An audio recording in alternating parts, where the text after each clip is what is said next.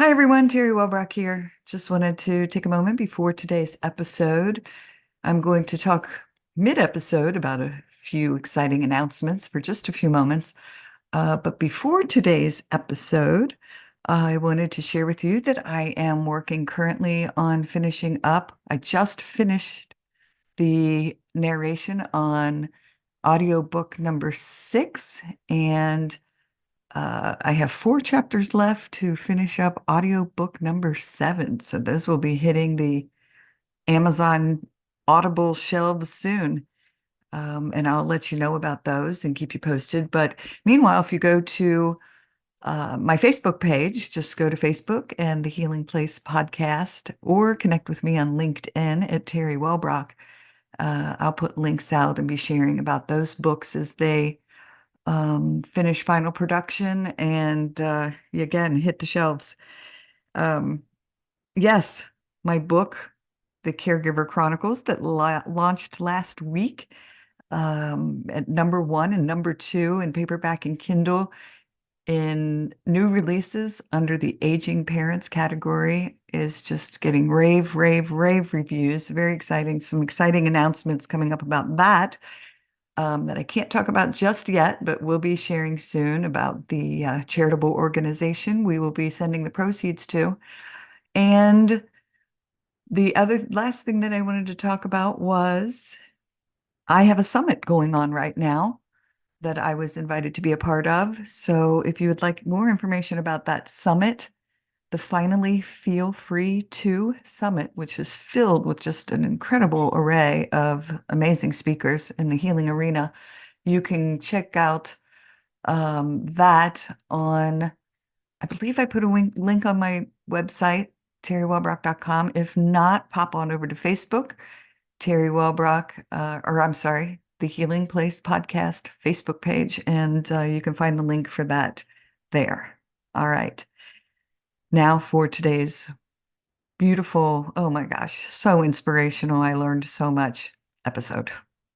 Welcome, everybody, to the Healing Place podcast. I'm your host, Teri Wellbrock, and smiling yet again. I always get so excited when I have these amazing guests come join me. So today I have Simon Luthi, and he is a CEO and founder of Healthee.world, a unique wellness as a service software platform. I love that, and I'm excited to learn more about it, helping companies save money on healthcare costs and encouraging their employees to stay or get healthy.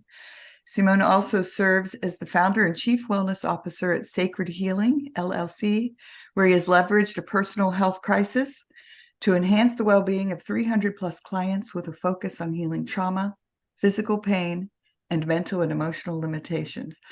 This is another thing I'm excited about. Simon is creator of Applied Neuro-Cellular Therapy, which combines modern technology and ancient wisdom into a unique and powerful healing modality. So welcome, Simon. Hi, Teri. Hi, everyone. Thanks for having me. Oh, for sure. And again, I told you before we hit record, I'm so excited to learn personally, but I know my audience is really going to resonate with your healing work, because you do energy healing, which we've talked about a bit on this show, and a death doula. Gosh, I hope we can tap on that a little bit as well. So I'll stop yammering and let you chat a little bit about really, I guess we'll start with your health crisis and how it led you to what you're doing now. Absolutely. And, like every time I have somebody else read my bio, I get chills. Chills from, I'm being reminded of how far I've come and, where I'm at now. And I really look at health crisis as something that happens for us, not necessarily to us, if we have the courage and the help to look into it. And anyone can heal themselves. I believe that, from the bottom of my heart. If I can heal, so can everyone else. But sometimes it's a bit of a crazy journey, as it has been for me. So this really started in 2016. I was on a mission trip with my son in the Dominican Republic. Woke up one morning in this muggy environment in a little schoolhouse, sleeping outdoors, and my shoulder started to hurt, and I just felt like achiness in my shoulder. And we had dug trenches before to get running water into into the village. And I thought, well, maybe it's old age, or maybe just, all the physical labor, it'll go away. And unfortunately, it got worse and worse and worse and worse. And what you go see your doctor, and the doctor recommended you should do physical therapy. And the physical therapist recommended, oh, we should do electrotherapy on your shoulder and stretch it out. And unfortunately, I learned later that I also have an electromagnetic hypersensitivity. So all of the treatments that they tried actually didn't help, and it got worse. So it traveled from my right shoulder to my left shoulder, traveled down my hands, traveled down into my hips and into my legs. So at my worst, I could not get out of bed in the morning. My hands were swollen shut, and I had to get into the pool. I lived in Arizona at the time, and I had to get in the pool to just do water aerobics and to try to get out of bed. And what you do when you have a health crisis, or for most people, I would assume, right? So we're kind of looking to the Western system, and that's what I did as well. I went to the top clinic in Arizona, was matched up with a rheumatologist, and they prodded and poked, and lab work and X-rays and all these things. And at the end of the road, he basically said, "Well, you have something called a zero-negative inflammatory arthritis, which is a medical term to say we don't know what's going on. Your inflammatory markers are up." And he recommended I would take Plaquenil. Now, for those of you familiar with that, Plaquenil is a malaria medication that seems to be working in rheumatoid arthritic or arthritis stuff. And I have to, although, say thank you to this doctor, because he said one key phrase. He said, "Go see an ophthalmologist, because one of the side effects is you could go blind." And I go, wait, my eyes are the only thing that are working properly. Why would I even mess with that? And that really was sort of the kick I needed to go, I need to get to the root cause of this. Why is this showing up? What is making me sick in the first place? And then really a serendipitous journey started, that I was connected with a center in a clinic in Switzerland. They ran the right labs. They figured out I had a heavy metal toxicity. Most likely because I used to love sushi and ate a lot of tuna and had metal in my dental stuff, like we all do. And I had a toxic, or I had a toxic environmental toxicity as well, and I had a food allergy. But it was at least now answers, right, that I could start to do something about. So I started the process of chelation therapy to get the heavy metals out. I started to do IV laser therapy to get the toxins out, and I started to change my diet around. And I'm happy to report, like, I'm not taking anything. I'm not on any pharmaceuticals. I'm not on any supplements. Completely healed from that crisis.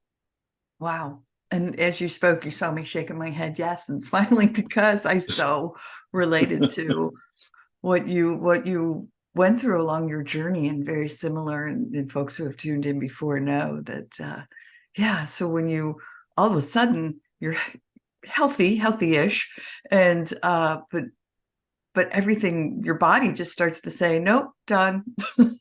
Can't handle this part, can't handle this anymore. And yeah, how Western medicine again wanted to just keep throwing a pill. As a matter of fact, I tell this story often when I first went to my primary care physician, and I had tears in my eyes, because I was like, your blood pressure's through the roof, your electrolytes are out of whack, your vitamin D levels are plummeted, it was just like this list of 20 things that it was going wrong in my body all at one time. And so of course I was naturally, as a human emotion, upset. And the first thing the doctor said was, well, we're going to get you on an anti-anxiety medicine, because I was having a natural human emotion. And I was like, whoop, hold up.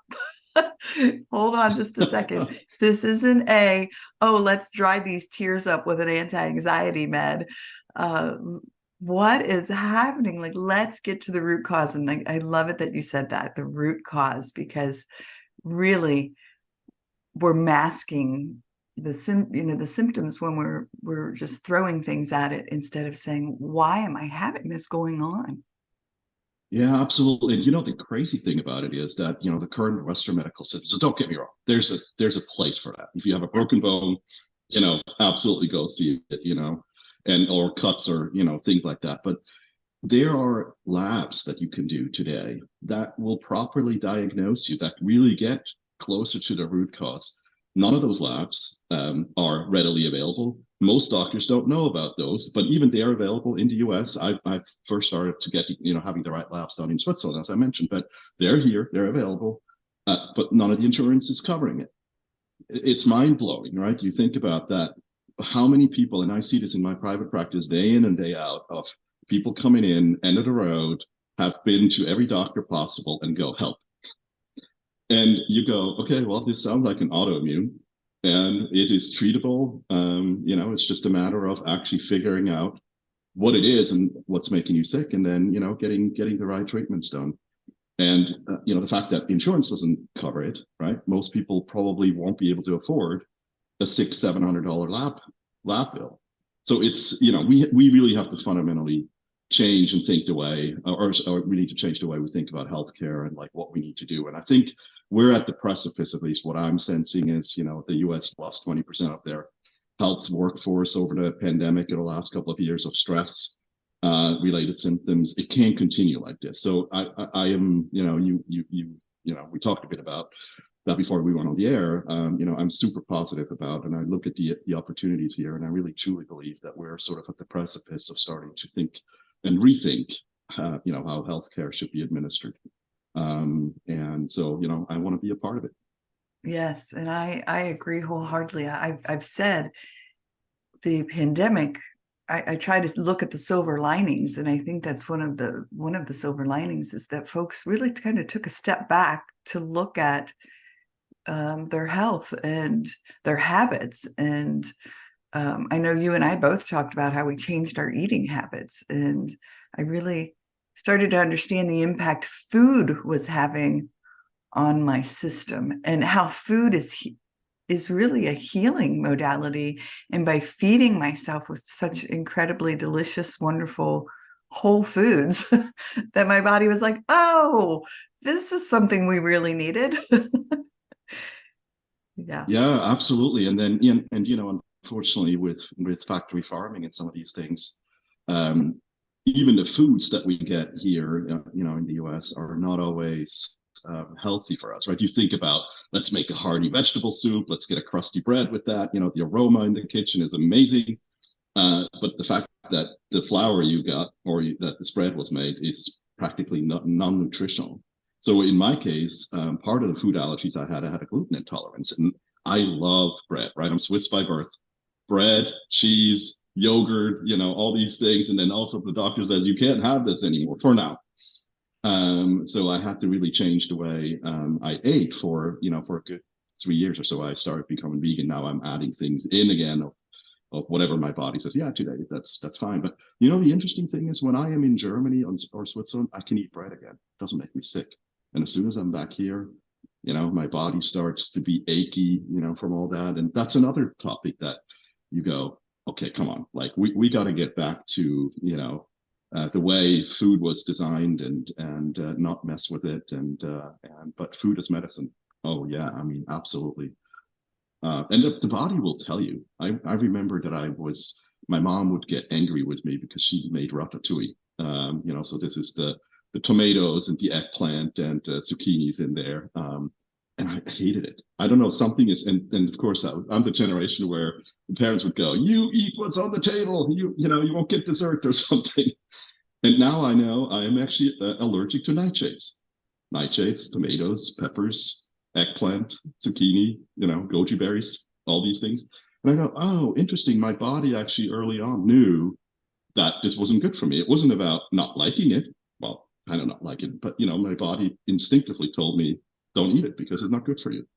And I think when we start to tune back in as to why am I not eating this? Why do I not like this? Perhaps it is really something that it's just your body says, nope, not good for me. I'm going to stay with something else. Yes. Oh, you see me, like, again, I'm sitting here beaming and smiling because I literally could not stand tomatoes. My mom was such a great cook. And so as a kid, she would always make these grandiose meals that I was like, can I not just have like a hot dog and some French fries? But she would have these great meals. And I would always pick all the red stuff out of my food. Like if it had a tomato, if it had, anything along those lines. Well, again, when I got super, super ill from the mold exposure, And one of the things that I had come across was that I have this reaction to nightshades. And so, yeah, so immediately I was like, oh, I wonder if it had always been lingering there. And my body was like, oh my gosh, get it away. I don't want it anywhere near me. So, yeah, Isn't it interesting? Yeah. fascinating.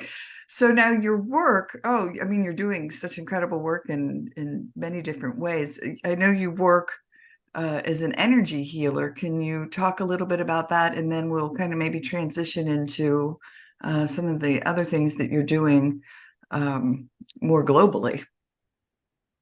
Yeah, absolutely. Would love to. It was interesting. Part of my healing journey was also reconnecting again with my soul's purpose. And that sounds a bit hokey. I'm sure, some people are like, what is he going to start talking about? So, we're going to get into a little bit of the woo-woo stuff of this, but it's important as well.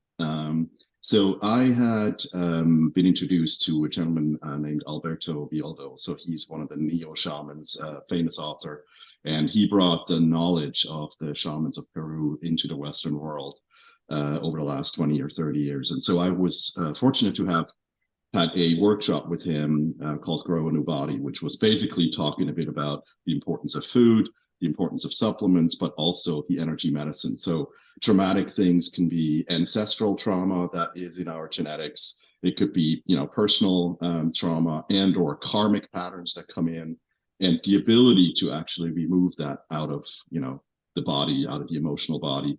And during that workshop, something interesting happened. We had a despacho, so picture we're on this castle ruin, beautiful day overlooking Germany, the border of Germany, France, and Switzerland. I have my hands in the air, and I feel energy hitting my hands for the first time. It's almost like a water hose hitting the palm of my hands. And it startled me, and I go, what was that? It's just a different sensation, nothing I've ever felt before.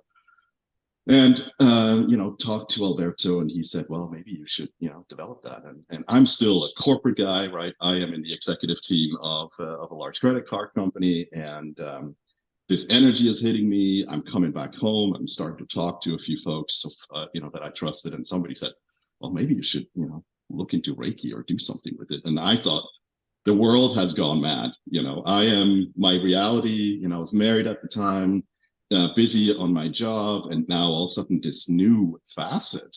So somebody's talking about Reiki, and I couldn't even get my head into what that would mean. There's probably a little bit of fear, right? So when something starts to shake your life, and you go, okay, I don't know where this is going to go. Is it going to be good, or is it going to hurt, right? But about a year later, I just surrendered to it. I think that's probably the best advice that I could give, like surrender. Sometimes surrendering into it and not fighting it starts to really unfold a beautiful journey of answers, especially when we're ill. And so in really rapid succession, I became a Reiki master. I studied with the Four Winds. And so been a Mesa carrier now for a couple of years, initiated by the Quero shamans of Peru. In the process, I've met this absolute beautiful medicine healer in Alaska. She was one of the 13 indigenous grandmothers, and she was the only non-medical personnel at the Alaska Native Hospital. So learned techniques there. I've been always introduced to a bunch of different energy healers with techniques from around the world, and that's what I'm doing now in my private practice. Really looking into why are people sick in the first place? Is it initiated on the physical plane? Is it on the emotional? Is it on the intellectual? Is it on the spiritual side of things? Because it can, really form on any of those dimensions. It's been just an absolutely gratifying experience, because talking about my own journey, but then really starting to get deeper into, right? So it's not a be diagnosed, here's a pill, go on your way. It is kind of an uncovering, peeling away the layers of things. And like I said, if people are ready and are willing to start digging deep, like there's healing that can happen on all those levels, and we are also able to heal backwards and forward. So this is a bit of the concept of time isn't linear, time is circular. So can you travel back in time to find the root cause of what has really brought dis-ease into your ancestor line and your family, And can you also influence what's happening to your kids and your grandchildren and the unborn generation that's still to come? And I'm still fascinated by this ancient wisdom and full of gratitude that I was able to learn it and also now share it with the world.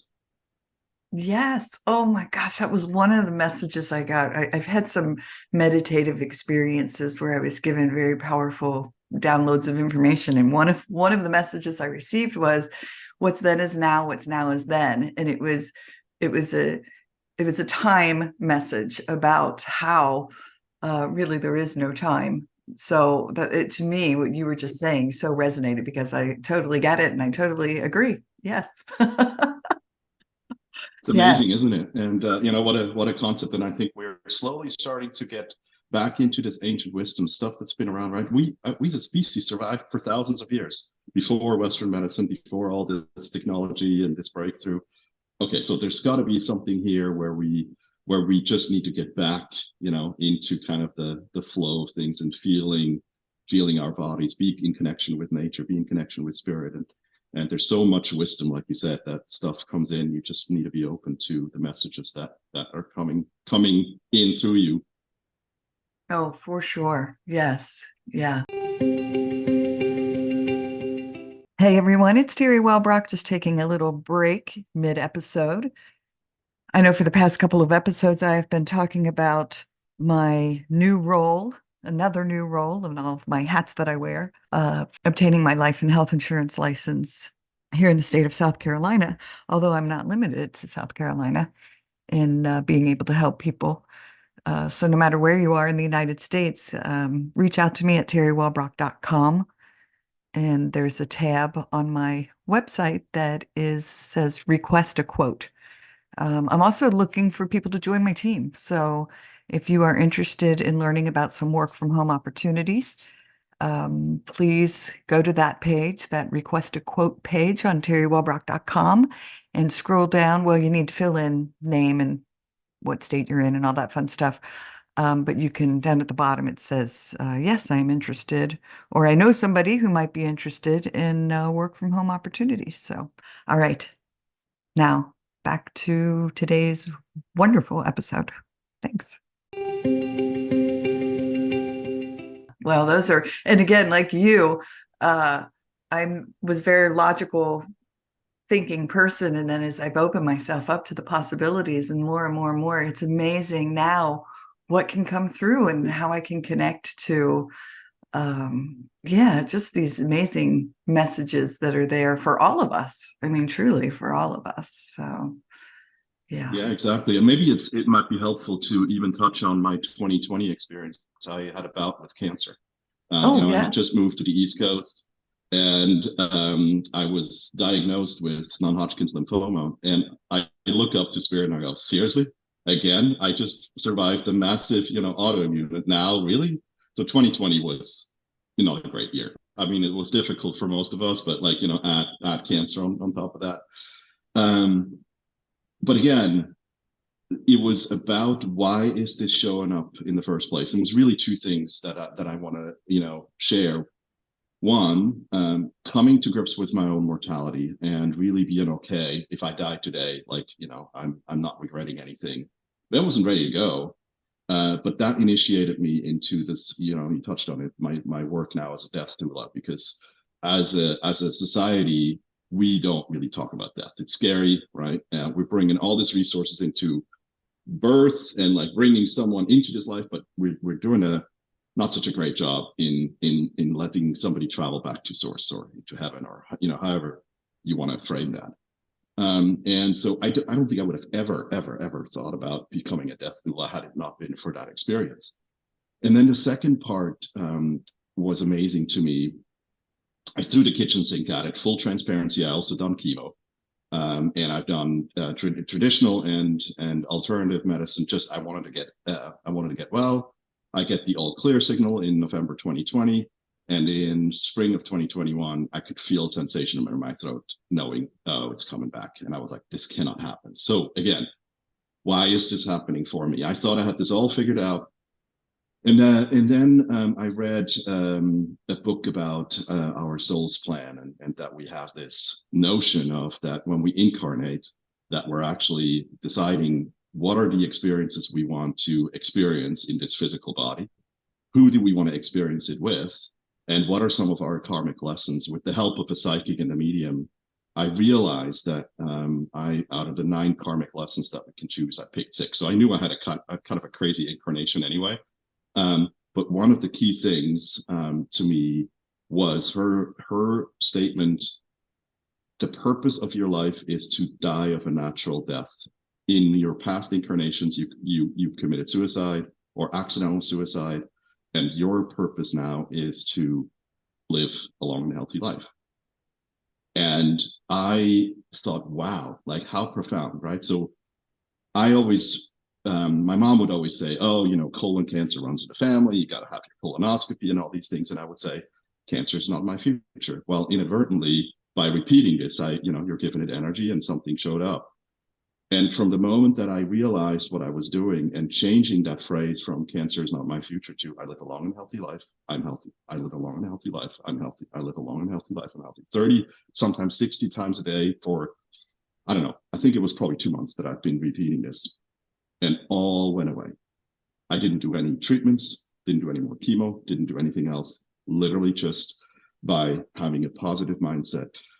And that was the other piece of it, right? Figuring out why I was ill in the first place, and then having practical tools to influence, my own healing journey. And I'm looking at you now. I know it's in the rearview mirror. I don't even think about it. I usually don't even use the C word anymore. But for the purpose of the show, I thought it was important to just, share a little bit of that detail.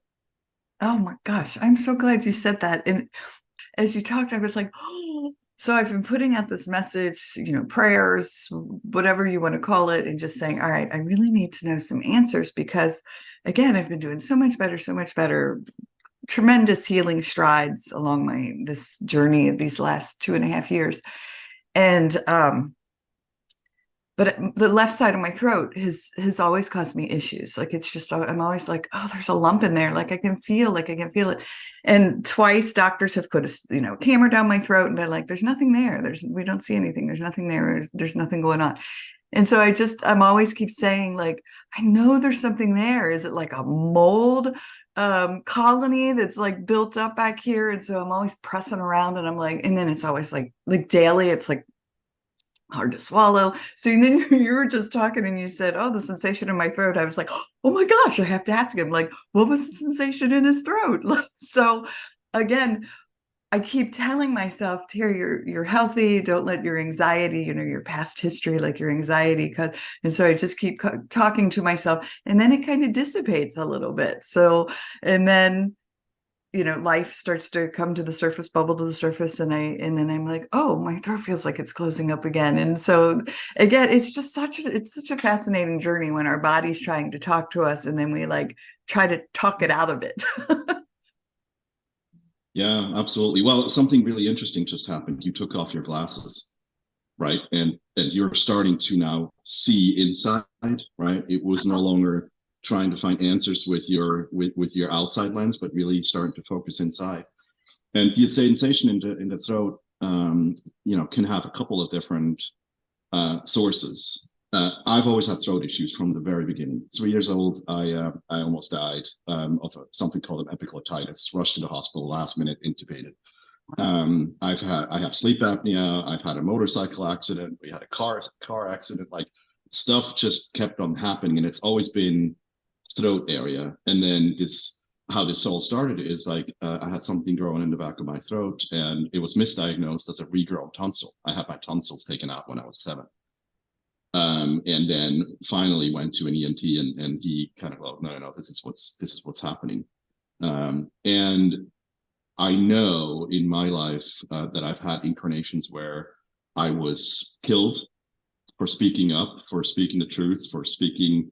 I'm a big believer in the divine masculine, divine feminine, and kind of the systematic suppression by the Catholic Church over 1600 years.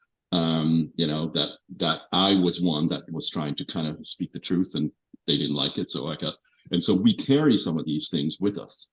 So it is important as we look at the physical symptoms that show up. And yes, of course, you can, find help. But in your case, as you are now, a very successful podcast host, and you're using your voice to bring truth out, right? What is different in this life than you may have had before, right? And there could be some constrictions still on you can't really see it, but it's in your body, right? That they're still there. And those can be, I call it cut out, not literally with a knife, but like cut out energetically.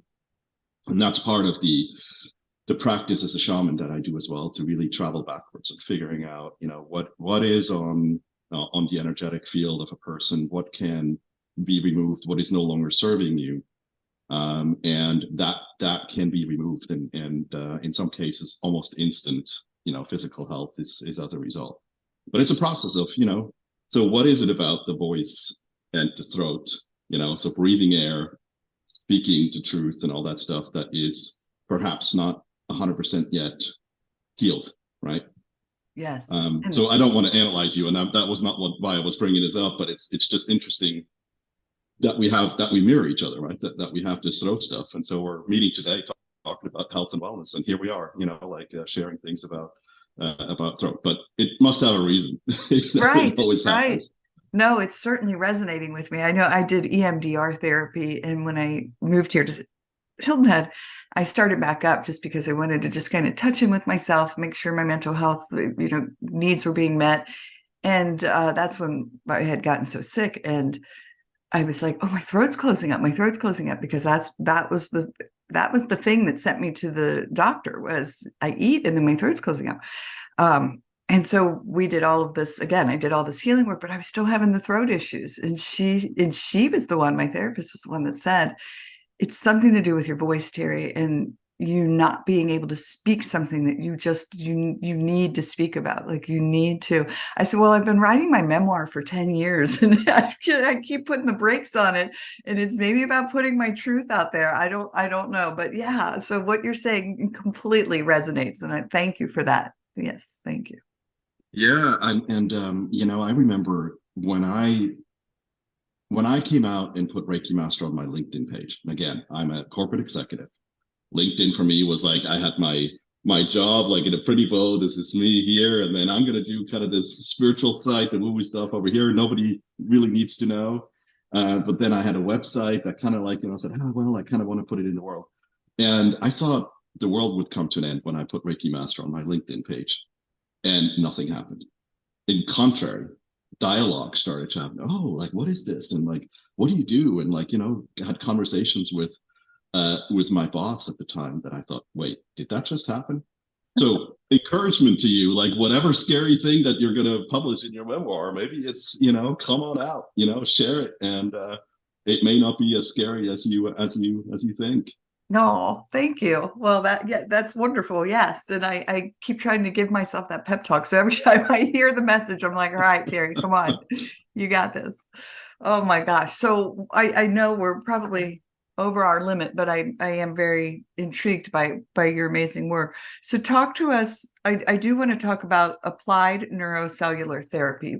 What is that? Yes, I have.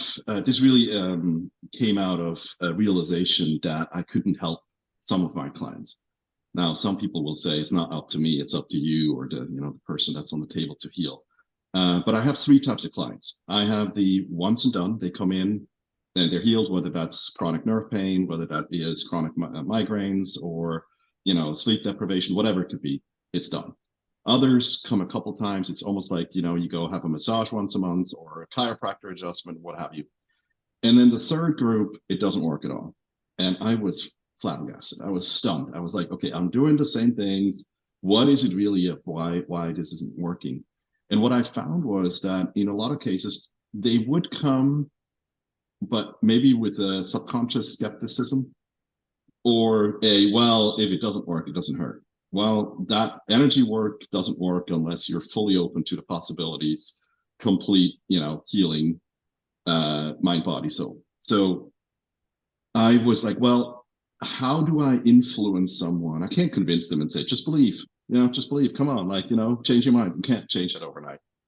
And I found this amazing device also in Europe called Lucia, and it's a hypnagogic lamp. And you have to picture this as a very high-powered lamp that works with LED and with stroboscope.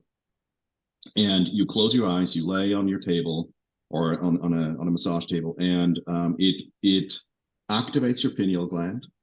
And through that, it actually works with your alpha, beta, theta, and delta waves. And you have to picture almost like it's a IMAX theater that your brain produces of colors and shapes and journeys. And it's an amazing meditation.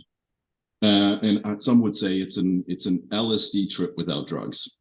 And what I found was, and it was more, I got the lamp more as a meditative state, and there was, claims of increased creativity in the workplace.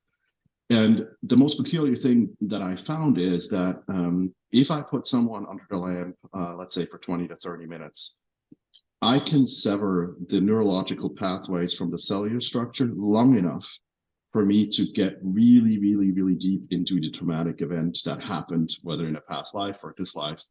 And even though they come in and they're like, I'm not sure whether this is going to work, that mindset pattern is interrupted long enough so that I can go in on the cell structure and remove it. So I call it modern technology meets ancient wisdom, because it really is, 21st century technology with wisdom that's coming from, been passed down from thousands of years from the shamans of old. And so that's really how I created it and why I'm doing it. And I've had great success with it. Yeah.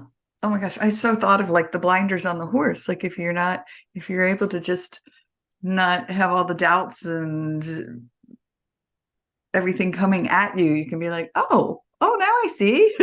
Yeah. Exactly. Wonderful. Right. Yep. Yep. Yeah, beautiful.